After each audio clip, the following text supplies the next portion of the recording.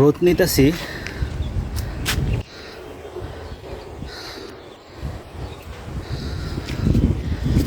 রোদ নেওয়ার জন্য ছাদে আসছি।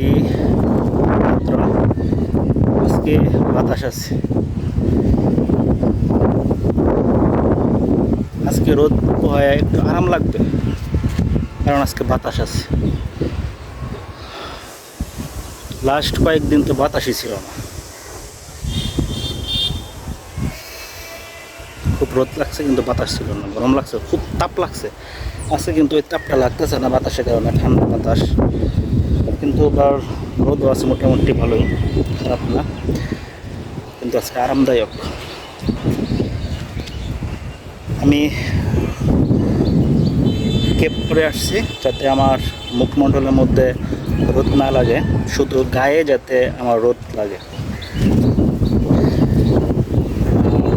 আমি যেখানে দাঁড়ায় আছি দেখেন আমার পিছনে এখানে সবজি গাছ আছে। ছাদ কৃষি করি আমরা, মানে আমরা বলতে আমিও করি টুকটাক, আমার আম্মা আব্বা করে, তারপরে আমার ওয়াইফ করে। এটা হলো কুমড়া গাছ, এই যে চাল কুমড়া, এখানে চাল কুমড়া ধরছে।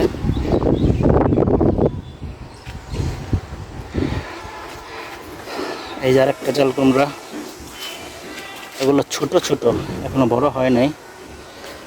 তারপরে এই দিকে আরো চাল কুমড়া ধরছে, এই যে চাল কুমড়া।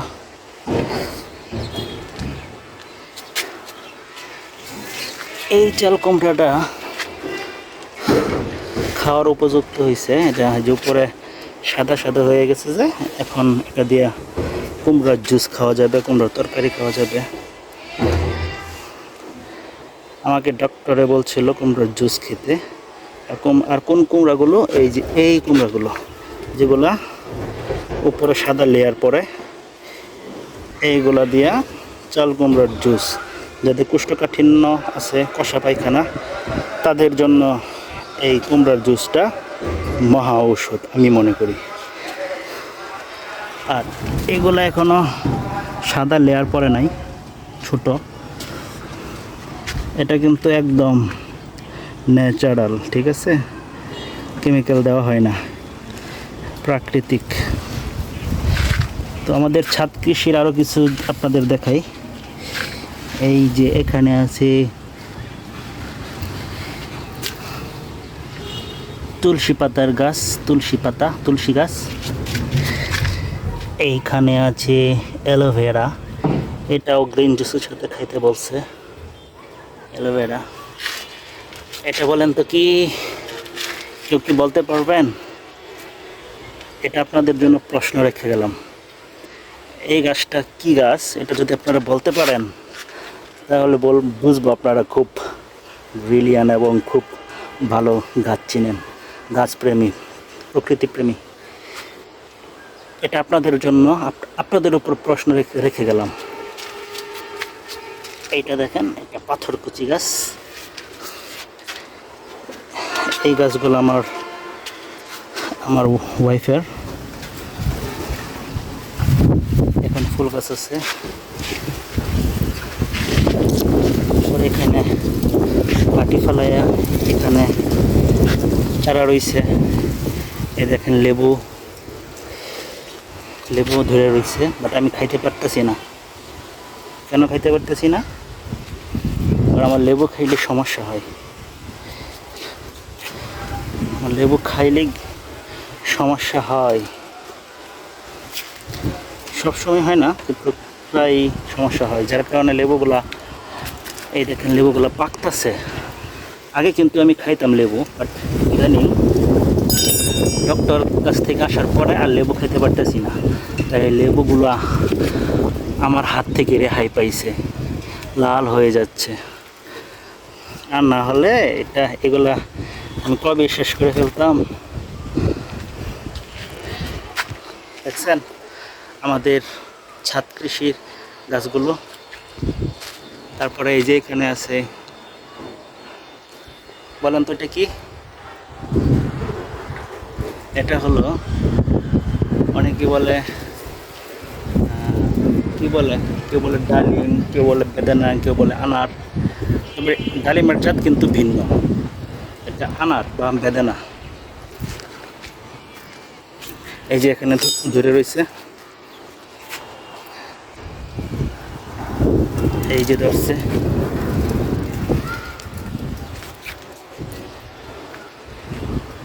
সারা বছর এই বেদানা গাছে বেদানা ধরেই থাকে। এখানে পেঁপে গাছ আছে, আবার এই পাশেও কিন্তু কুমড়া গাছ আছে, চাল কুমড়া। এই এখানে এটার মধ্যে মাত্র একটা চাল কুমড়া ধরছে। এখানেও তুলসী গাছ আছে, বেগুন গাছ আছে। আর এই যে দেখেন পেঁপে, আমার ফেভারিট ভেজিটেবল পেঁপে। সবজি, কাঁচা পেঁপে হলো আমার প্রিয় সবজি, আর পাকা পেঁপে হলো আমার প্রিয় ফল। কিন্তু মিষ্টিটা, পাকাটা মিষ্টি হতে হবে, পানসা পানসা আমার কাছে ভালো লাগে না।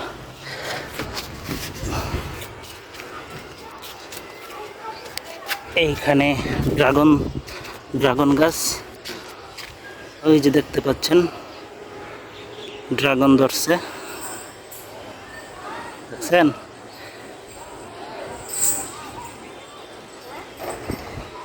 ড্রাগন ধরছে আমাদের ড্রাগন গাছে। এইখানে আছে, বলেন তো এই গাছের নাম কি বলতে পারবেন? আপনারা অবশ্যই পারবেন, আপনাদের কাছে প্রশ্ন রেখে গেলাম, বলবেন এই গাছের নাম। তারপরে এখানে আছে বেগুন গাছ, এই যে মরিচ। এইটা আমার প্রিয় গাছ, আমার হাতের বানানো, আল্লাহর রহমতে।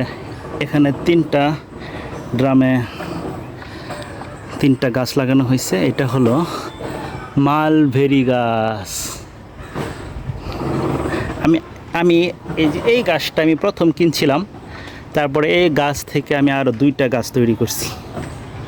এই 2টা গাছ আমি আমার হাতে নিজ থেকে তৈরি করছি, আর এটা আমি কিনছিলাম।